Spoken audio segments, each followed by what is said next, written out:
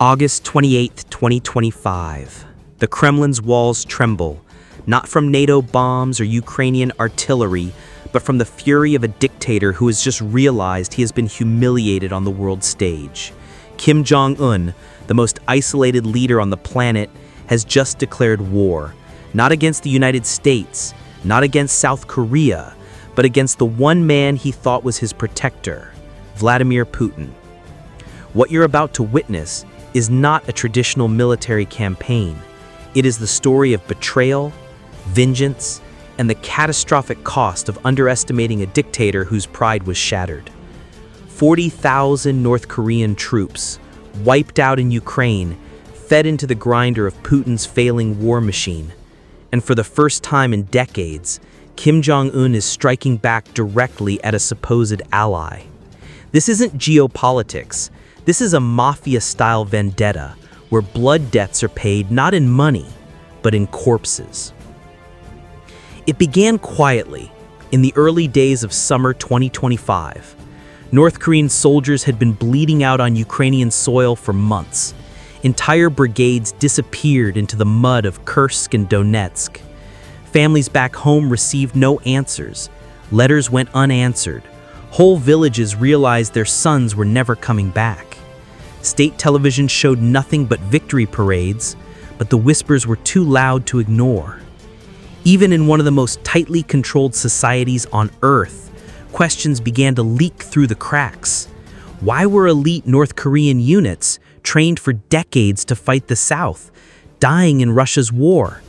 Why were coffins returning in the dead of night, unloaded under heavy guard, hidden from the public eye? By July, the death toll had reached a staggering 40,000. That's not a statistic. That's an entire generation of fighting-aged men erased for a war they didn't choose. And then came the breaking point. At a state funeral held in Pyongyang, Kim Jong-un stood before thousands of weeping families. The coffins, draped in North Korean flags, stretched further than the eye could see. Cameras caught him clenching his fists so tightly his nails dug into his palms. His eyes were red, not just with grief, but with rage. For the supreme leader, whose entire image rests on absolute control, the sight of his military gutted was unbearable. And in that moment, something inside him snapped.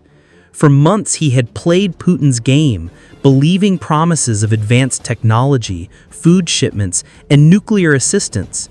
But the truth was undeniable. He had been conned, humiliated, and bled dry. And when the realization hit, Kim Jong-un did what no one expected. He turned his fury not inward, not toward his generals or his people, but directly at Moscow. Russian intelligence sources now confirm what was once unthinkable. North Korean artillery units, positioned along the Russian border in Primorsky Krai, opened fire without warning on August 21st. Dozens of Russian outposts were obliterated in minutes. Videos smuggled out of the region show Russian soldiers scrambling, unprepared, stunned that their so-called ally had become their executioner. Eyewitnesses described the night sky lit up with rockets, the thunder of artillery rolling across the Amur River like an earthquake. Kim had unleashed his vengeance, and it was ruthless. For Putin, who had built his strategy on manipulation and deceit, this was the nightmare scenario, a pawn that refused to play its role, striking back with ferocity that even the Kremlin had underestimated. But Kim's attack wasn't random. It was calculated, methodical, and aimed at the very heart of Russia's vulnerability. He knew Putin's eastern defenses were weak, stripped bare to reinforce the crumbling front lines in Ukraine. He knew Russia's supply chains were stretched, its soldiers exhausted, its people weary of war. And most importantly, he knew Putin's ego couldn't withstand the humiliation of being attacked by the very man he had mocked and manipulated. Every rocket Kim fired wasn't just a weapon, it was a message. You turned me into the world's most expensive fool, and now you'll pay in blood. Western intelligence analysts are calling this the most dangerous rupture in authoritarian alliances since World War II. On one hand, Putin is still bogged down in Ukraine, losing men and material at unsustainable rates. On the other, he now faces a furious dictator on his eastern flank, a man who no longer cares about consequences, who no longer fears sanctions, isolation, or even annihilation. Kim Jong-un has been psychologically broken, but out of that breakdown has emerged something even more dangerous, a dictator with nothing left to lose. And the scale of the violence is staggering. Reports indicate that in the first week of attacks, North Korean forces killed over 2,000 Russian soldiers, destroyed ammunition depots, and seized armored vehicles abandoned in the chaos. Russian commanders, blindsided, scrambled to redirect units away from Ukraine to contain the assault, but the damage had already been done. Putin's grand illusion of control was shattered. His ally had become his enemy, and the world was watching as two nuclear-armed dictators clawed at each other's throats. What makes this story even more extraordinary is the psychological warfare behind it. For years, Putin has thrived by breaking other leaders, manipulating their insecurities, turning them into puppets. But with Kim, he went too far. He didn't just humiliate a dictator, he annihilated his pride. And pride for Kim Jong-un is everything. Once stripped of it, the only thing left was vengeance. This isn't diplomacy. This isn't strategy. This is a blood feud between tyrants. A personal war that threatens to drag millions into the fire.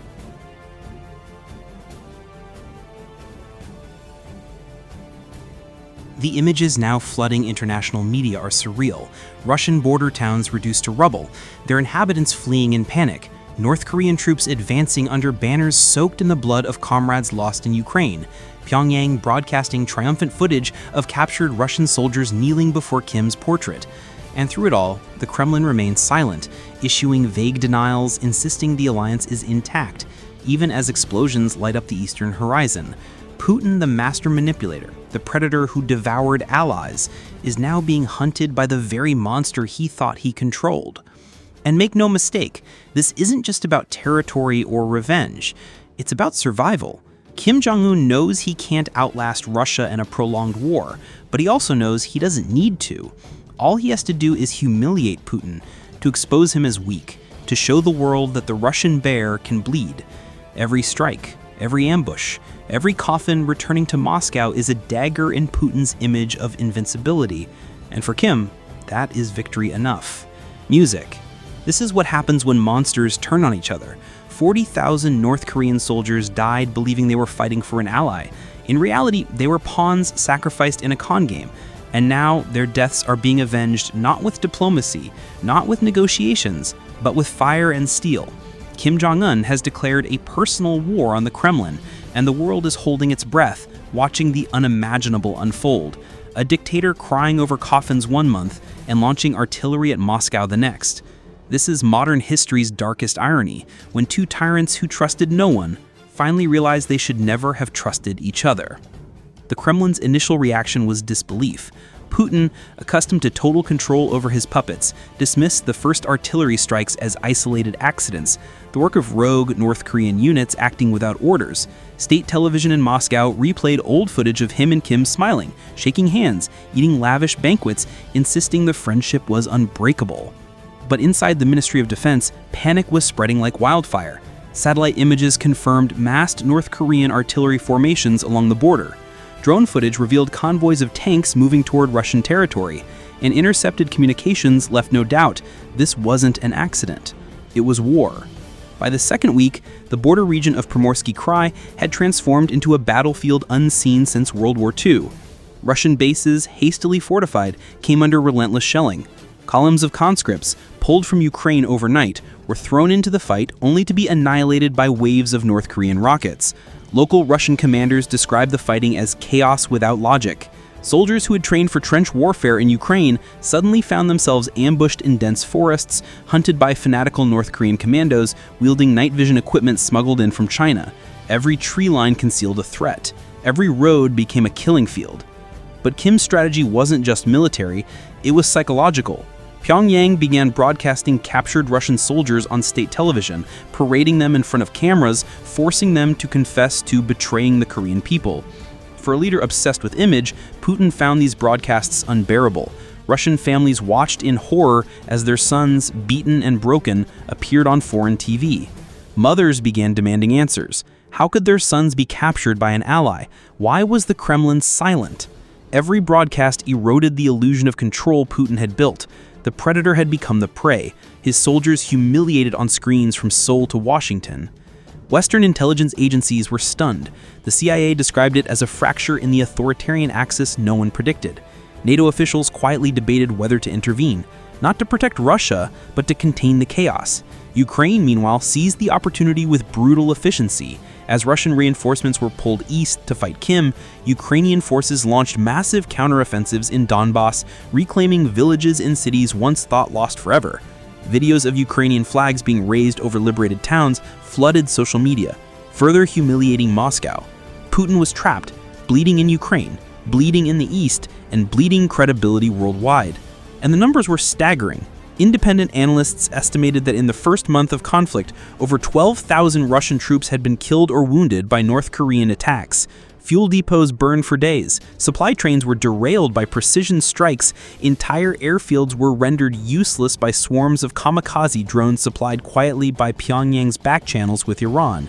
The Russian vaunted military, already battered by 2 years of Ukrainian resistance, was now collapsing under the weight of betrayal. Inside Pyongyang, Kim basked in the spectacle.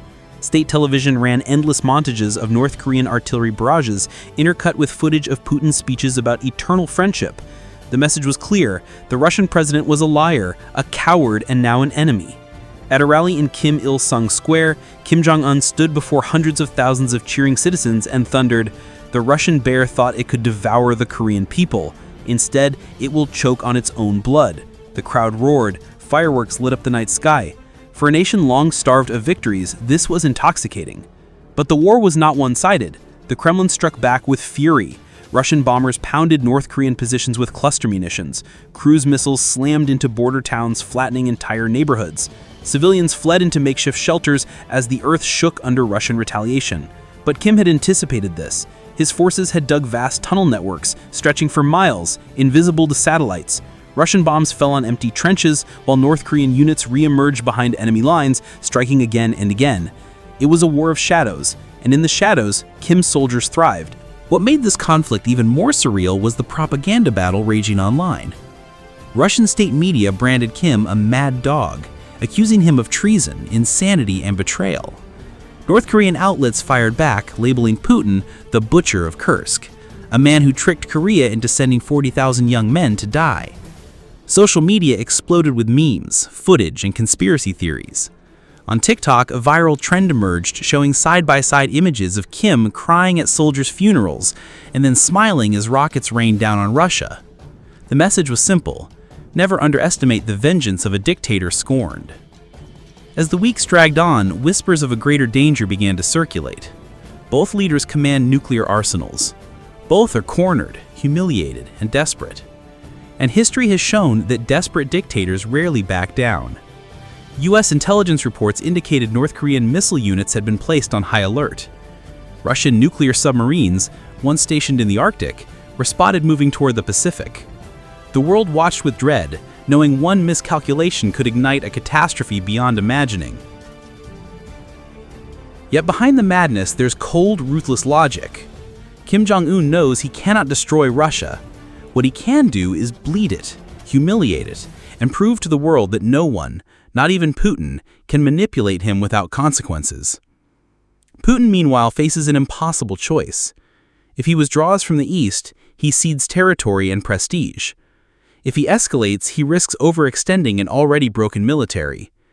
And if he contemplates peace, he must do so with a man who has made his humiliation public, a man who will never forgive, never forget.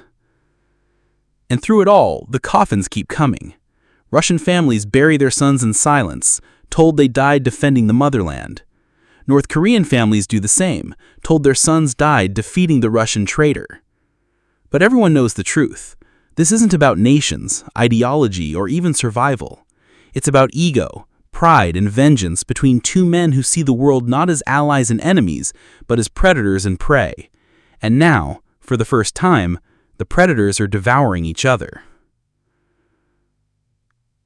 The battlefield in eastern Russia is a wasteland of fire and smoke. Drone footage shows endless columns of burning vehicles, forests reduced to ash, rivers choked with the wreckage of tanks. Survivors speak of combat so intense it feels apocalyptic. Russian deserters flee into Siberia. North Korean soldiers march with grim determination, shouting oaths of vengeance for their fallen comrades. Every battle feels like the last, yet the war drags on, fueled not by strategy, but by pure hatred. Inside the Kremlin, rage consumed Putin. Leaked transcripts from emergency security meetings paint a portrait of a leader unhinged, shouting at generals, slamming his fists against the table, demanding the head of Kim Jong-Un on a plate. His top commanders urged caution, warning that escalating too far could spark Chinese intervention. But Putin refused to listen. He screamed, "He made me look weak, and weakness is death." The Russian president, once feared for his icy calculation, was now consumed by personal fury, mirroring the very rage that had driven Kim to turn on him. Two dictators, mirrors of each other, locked in a spiral of vengeance neither could escape. And in Beijing, alarm bells were ringing. China, long the uneasy patron of North Korea and a reluctant partner of Russia, now faced a nightmare scenario. Two of its closest allies tearing each other apart in a war that threatened to destabilize Asia. Chinese state media called for restraint, but internal reports leaked to foreign journalists revealed the truth. Beijing was terrified. A war between Kim and Putin risked spilling across borders, disrupting trade routes and sparking refugee crises. Worse, it risked drawing in the United States, which had already begun moving carriers into the Pacific under the guise of stability operations. The chessboard of global power was tilting dangerously, and China was caught in the middle. For intelligence agencies in Washington and London, the fracture was both opportunity and danger. On one hand, Russia's military was being gutted on two fronts. On the other, a desperate Putin with nuclear weapons was a scenario that kept analysts awake at night. CIA director briefings described the situation as an unfolding catastrophe with no breaks. British MI6 reports described Kim's rhetoric as apocalyptic, noting his obsession with portraying himself as the avenger of his fallen troops. Western leaders debated quietly whether to exploit the chaos or try to contain it. The stakes were nothing less than global stability. On the ground, the war was brutal beyond comprehension. Russian soldiers described facing North Korean troops who fought with a ferocity bordering on suicidal, charging into machine gun fire, refusing to surrender even when surrounded. Survivors spoke of entire companies of North Koreans fighting to the last man, leaving Russian units traumatized and shattered. One Russian conscript, captured on audio later leaked online, could be heard sobbing. "They're not human. They don't stop. They just keep coming." North Korean propaganda glorified these sacrifices, broadcasting footage of soldiers vowing to die for vengeance, swearing oaths before portraits of Kim. In both countries, the war was sold as holy, inevitable, a battle that would define history. And yet, beneath the blood and fire, both regimes trembled. Russia faced the possibility of collapse on its eastern frontier. North Korea risked total annihilation if the conflict spiraled out of control. But neither leader could back down. To do so would mean humiliation greater than death. For Putin, retreat meant admitting he had been outplayed by the very dictator he once mocked as a pawn. For Kim, retreat meant betraying the memory of 40,000 dead soldiers whose blood he had sworn to avenge. And so the war dragged on. A war with no logic, no strategy, only vengeance. And the longer it lasted, the more the world realized the terrifying truth. This wasn't a war between nations. It was a duel between egos, fought with armies, waged with missiles, paid for in human lives. And as the body count climbed into the tens of thousands, one question echoed across every capital. How far will these two men go before the world burns with them?